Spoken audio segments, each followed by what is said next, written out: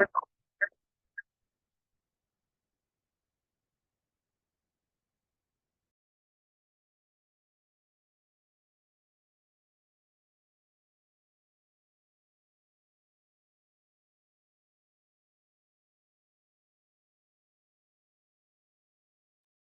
good afternoon, everybody.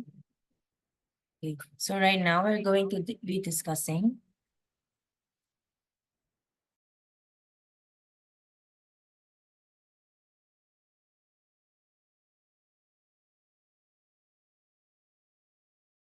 Okay. Okay.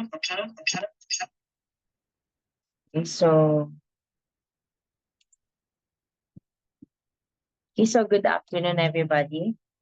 This recording was recorded, okay, by me, just so I can discuss with you our topic for this final term due to the unforeseen circumstance, which is the shifting our mode to online class. So I see this topic as very convenient topic for us and to be able to teach you how to play this as an indoor recreational activity only. So let's quickly discuss chess. First, let's take it the history. Let's have a quick recap. So chess has been played for over centuries. So some of the articles are saying that it originated in China, but most of the articles, journal articles, and other individuals concerned said that chess was originated in India. So it was considered as a game for kings.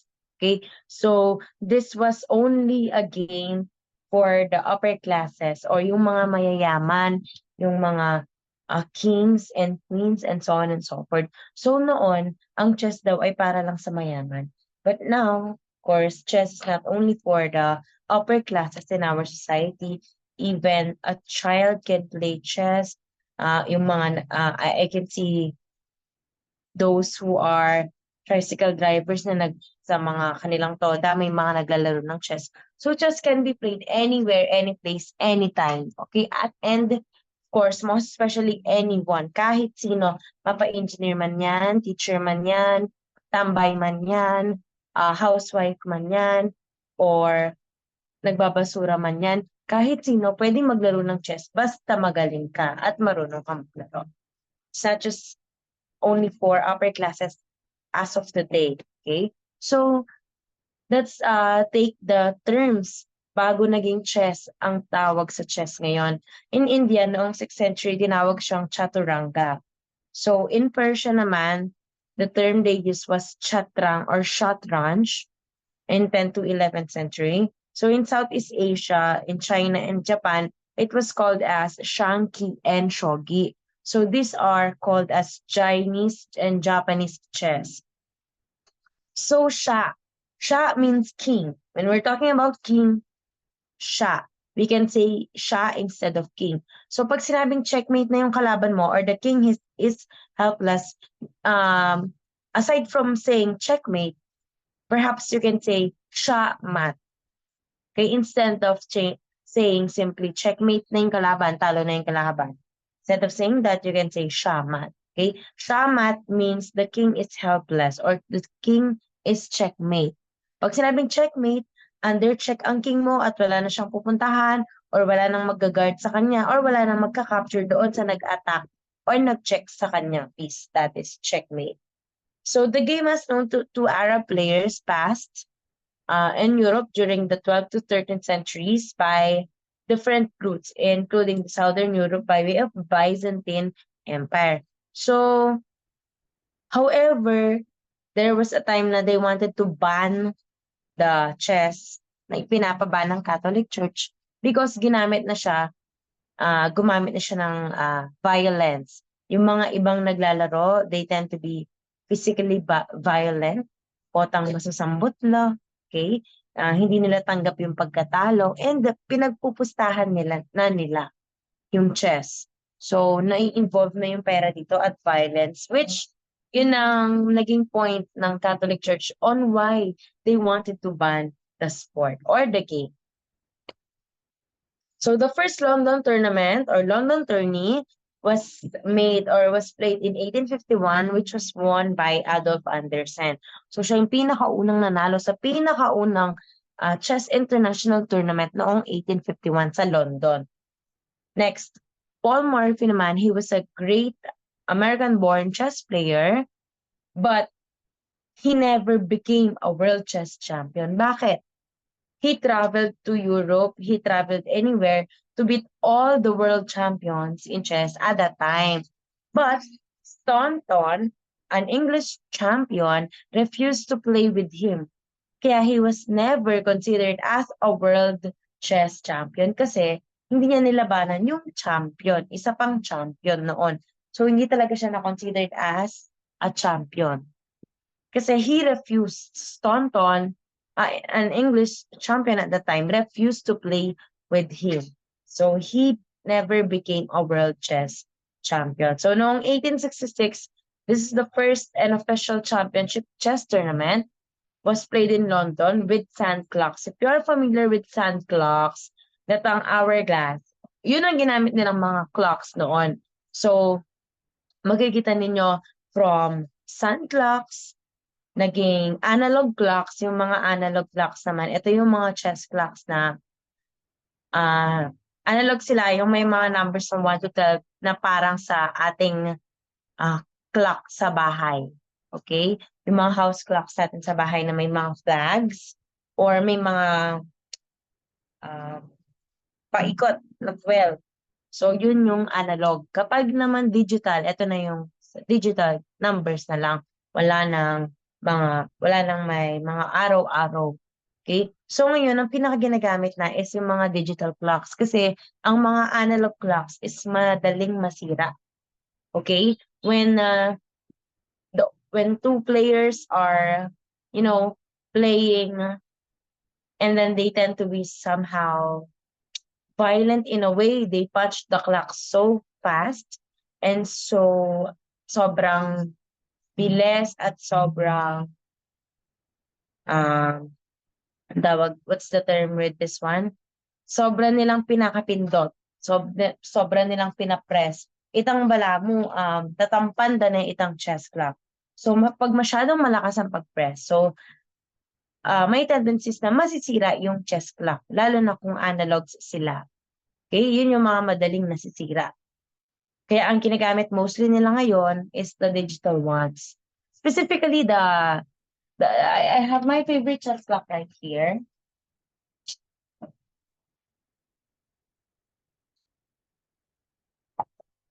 So this is an example of a digital clock.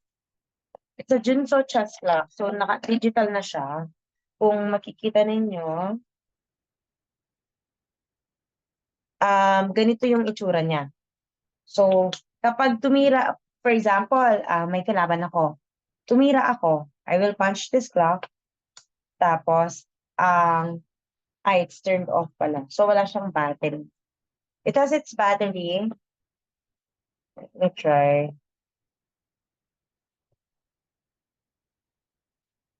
Putting the battery so that you may see.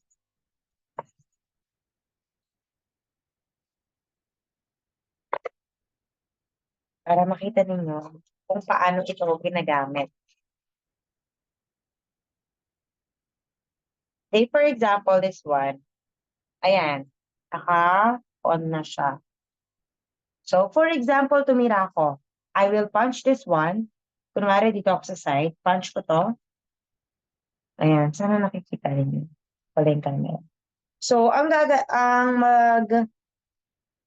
mag-start na magbawas ng time or umandar yung sa opponent. Ayan yung sa ilaw. Now, kapag tumira yung opponent ko, ipapunch niya ulit to, yung sa akin naman yung aandar. So, this is how chess clocks works. Okay? So, this is how chess clocks works. So, Steinitz, moving forward, going back, is a Bohemian Czechoslovakian Jew who won the tournament and became the world chess champion until 1894. So, ang nanalo daw doon sa first official chess tournament that was played in London with sand clocks was Steinitz. Okay? So, he was a Bohemian Jew who won the tournament, and he became a world chess champion until 1894. For how many years yon? That is 28 years. So 28 years siyang world chess champion. At dahil 28 years, ibig sabihin, walang nakakabit sa kanya in that 28 years. So let's skip this one. Yan. Let's move forward. So I asked you to download an application or sign in an application called Lichess or Dchess. So doon you'll be able to play or you're able to set up a chessboard. So kung wala kayong mga chessboard dyan or chessmat, pwede nyo gamitin yung application na yun para makapag-set up ng class. So paano ba tayo mag-set up ng chessboard? So sa pag-set up ng chessboard, ito yung lagi nating tatandaan. White on the right or white to the right. Always consider, okay, wait lang. I'm gonna be using a laser. Always consider that your right side, okay, should be white color or white ang square. White to the right. Put the white corner on the right side. Put the white square. Make sure when you are setting up a chess mat or a chessboard, dapat ang white square nasa right. Ma'am, paano po pag ang dark square or green square nasa right? Ibig sabihin mali yung pagpwesto ng chessboard mo or chess mat. Kung chessboard yan, basically alam mo agad kung bakit siya mali. Kasi ang hati niya dapat is pa horizontal. Now, kung ang hati niya is pa vertical, pag ganyan ang hati niya, mali na yon. Green na talaga or dark square na yung nasa right. Okay? So make sure white to the right. Put the white corner to the right side. Next, if the board has letters, if the board, the chessboard or the chess mat has letters, if you are white, you should supposedly you read it at A to H, A, B, C, D, E, F, G, H. Kung white ka, if you're playing the white pieces. If you're playing the black pieces and you are a black player, your letters should be read as H to A. So, baliktad mo. Tandaan niya, ulitan tayo, how to set up a chessboard. First, make sure put the white corner on the right side.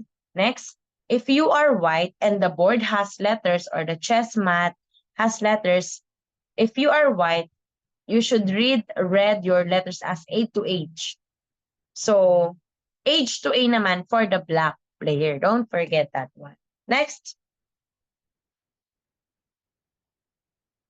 In setting up the chess pieces, let's start this setting up sa queen. Okay? Sabi ito, queen on her color. So, white queen is on a white square. Put it on a white square. And black queen is on a shaded or black or dark square. So, kung white ka, you're playing the white, your queen should be in white square or light square. Kung aliyaman white ang pong green yan. Okay, dapat nasa light square ang queen mo. Kasi white ka. Kung black ka, dapat nasa dark square. Now, next. Add the pieces in alphabetical order going out from the king to queen. Ang tatandaan natin, sa queen, queen on her color. Kapag king naman, king on opposite color. If you are a white player, if you're playing white, kung white ang king mo, dapat nasa dark square siya. Katabi ng queen. Kung may letters yung iyong chessboard or chessmat, dapat nasa file, letter E. File E. E file ang iyong king. Ang queen mo dapat nasa D file. Okay? Next, after setting up the queen and the king, bishops next to king and queen. So, meron tayong dalawang bishops. You put it next to each other. Yan, besides. Next, knights next to bishops. So, after ng bishop, knight naman ilagay. Next, rook in the corners. Nasa dulo yung mga rook. So, switching a bishop and a knight is a common mistake in setting up the board. Bakit? Kasi po, these two major pieces have the same value kasi. So, they have the same value. So, at times na napagpapalit nila. Pero tandaan nyo lang, ang kadikit ng queen at king ay ang dalawang bishop. Ang kadikit ng dalawang rook ay ang dalawang knight. Okay? So, ito knight to ha class. This is not a horse. We always have that terminologies, okay? So, yeah, this is like a horse, yung figure niya. But in chess, the term that we use here is a knight. Knights. Knight. Dahil dalawa sila, knights. Para siyang knight and shining armor. This is not a horse. This is a knight. Okay? So we have the rook, knight, bishop, queen, king, bishop, knight, and the rook again. So this is how you set up the major pieces. Now next, lahat ng pawns nasa second rank yan. Okay, after mong ma-set up yung mga major pieces, lahat ng pawns, follow yan, nasa second rank lahat. Lahat ng major pieces may pawn sa harap. Okay? Hindi yan pwedeng mag-switch. Okay? Hindi pwedeng mapunta sa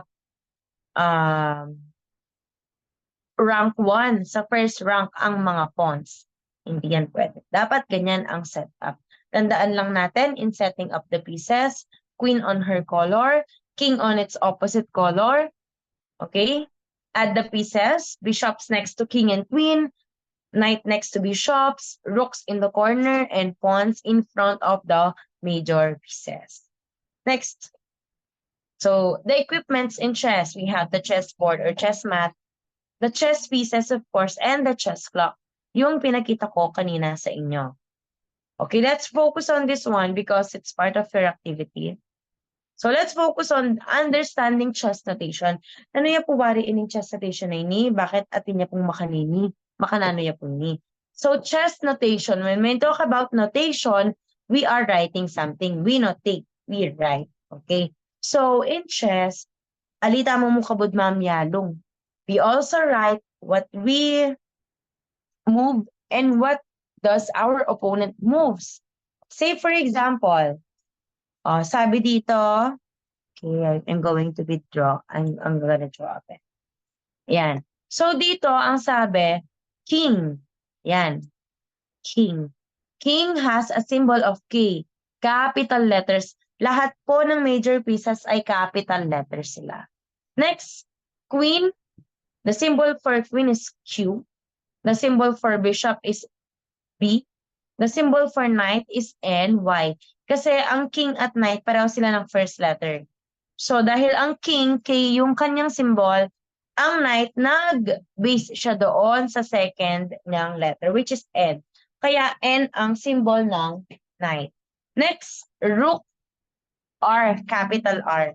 As you have observed, pawn has no notation. Okay?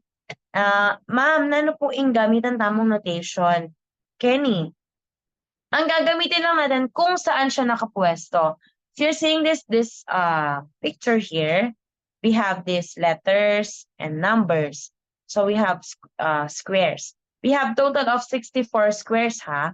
8 by 8 yan. 1, 2, 3, 4, 5, 6, 7, 8, and 8 din dito. So 8 times 8 is 64. Total of 64 squares. So ma'am, pawn has no notation. Ano po ang notation niya? The original positions of the pawn are in their second rank.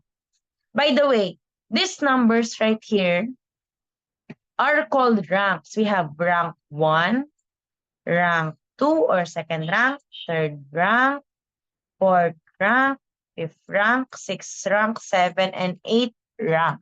These are called as rank or yung mga rows.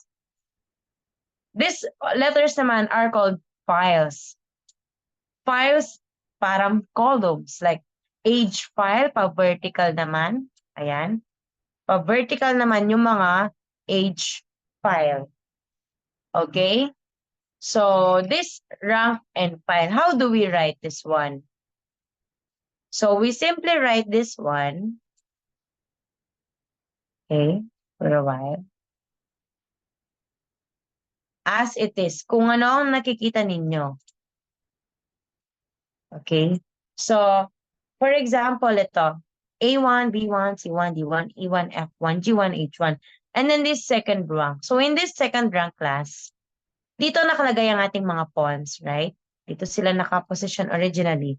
So, we are just going to write kung saang square sila nandoon. For example, ang original square ng pawn ay nandito sa mga second rank. So, we have to write A2, B2. Ayan. And so on and so forth. Ayun lang yung notation ng mga pawn. Hindi po pwedeng mag-capital letter yan. Kasi ang mga capital letters ay ang mga major pieces. Tandaan po natin, hindi po pwede natin yung i-switch. For example, this bishop, letter B, capital B, meron pong B dito. Baka na ano nung sinulat mo, Kenny? B7. So if I'm going to interpret this one, I'll interpret this one as a B7 square lang. This square. Bakit? Kasi small letter yan mo. Kung for example, yung bishop mo, Kenny, you'll write it as bishop, capital D6. Okay? Makanitaya mo pong susulat. Kung no ka rin niyaing kayang pwesto. Maliwanag ba? Let's have another example. Kapag po niya yan alayang symbol, kung nano mo itang makasulat or nung no kanyang square, ita mo yung isulat. So, paano tayo nagsusulat? We write first the piece, kung major piece yan, for example, the queen is right here. We first write Q, and then the file, F, and then the rank. Okay, ganito yung pagkakasunod-sunod na major piece, file, and then rank. Ma'am, kung ponya mo, kung ponya yan at chukeni impon, kunwari chukeni impon, age 2 ya mo. This is file, and then the rank. Kung ita mong square nung nukon niya mong to, o ita mo yung susulata mo. Alata mo dapat capital letters kay pon mo. Okay? Maliwanag? Basta kung may capital letters yan, major piece automatic na rin. Halimbawa, ining night at Kenny. Dela ke Kenny. So, isulat ko kanta, night D7. I do not need to write where the night came from. What I just need to write kung saan siya pumunta. Hindi ko na kailangang i-type or ilagay yung NC5 to D7. Aalisin ko na yung C5 na to, ilalagay ko na lang ito. Okay? Ma'am, paano po kung magka-capture po ako? Ano po yung symbol doon? Okay? So we do not, in chess, we do not say eat or eight. Okay? Instead, we say capture.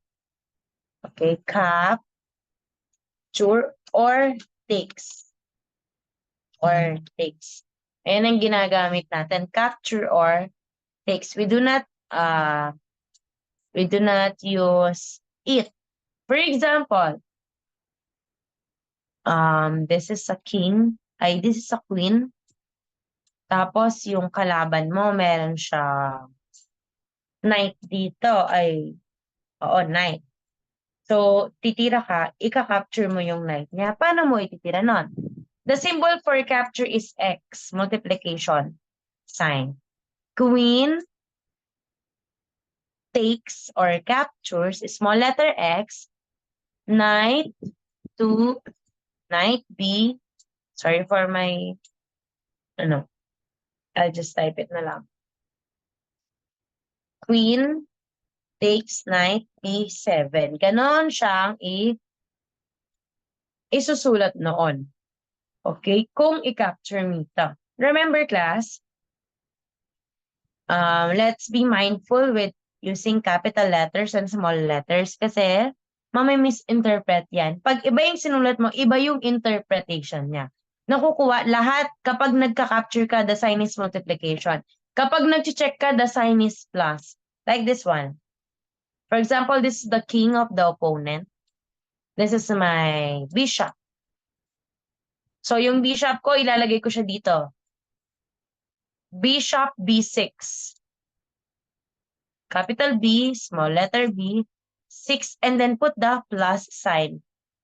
Para, pag babasahin ko to, Bishop B6, check. Okay? The symbol for check is plus. Ma'am, ano pong symbol kapag checkmate? For checkmate, it is a number sign. Ang symbol niya. Ma'am, paano po pag double check? In the book, sa libro, ang ginagamit double plus. Pero, kahit hindi nabigyan ng double plus, kahit isang plus na lang yan, okay na. Pero kung nagbabasa kayo ng book, makakakita kayo ng double plus, ibig sabihin, double check lang siya nun. Okay, maliwanag po ba? Ma'am, baka na ano po kapag mag-castling po, na ano po yung sign? Okay. The symbol or sign for the castling is kapag short castling yan, 0, 0. 0 dash 0. Pag short ay long castling, tatlong 0. Okay. Maliwanag, hopefully clear tayo. Kung hindi, pwede namang balikan ang video. Importante na malaman natin ito because of your activity. So I'll be posting this one kasi I wouldn't be able to meet you because of school matters. Of course, we're having our meetings, emergency meetings every day. Tapos, we'll have our screening, sukatan ng uniform, ano ba, may orientation, requirements, and so on and so forth. So I'm going to be busy hanggang SCUA. Okay, I'm going to be hopefully this thanking this Zoom na I am still able to discuss okay our topic for this finals and hopefully makinig kayo and manood kayo ng video na to. Pwede nyo naman tong ibalikan kasi video naman siya at hindi naman siya live. Okay? So hopefully ma-clear na sa atin. Ulitin ko, kapag capture X, kapag plus, check, kapag number sign, checkmate, kapag castling na short castling is 2, pag long castling, 3. Hindi na ba ba yung nakalimutan ko? Yan, wala na. Okay, let's move forward. Patandaan natin ha, kapag major pieces, capital letters. Pag minor pieces or yung font, kung saang square siya, doon lang yung kanyang notation as it is. Paano po sinusulat? Nauuna ang piece, major piece. Kung major piece yan, nauuna yung major piece, yung symbol, the file, and then the rank. Kung font yan, file and rank lang. Bawal pong mauna ang rank sa file. Okay, next slide.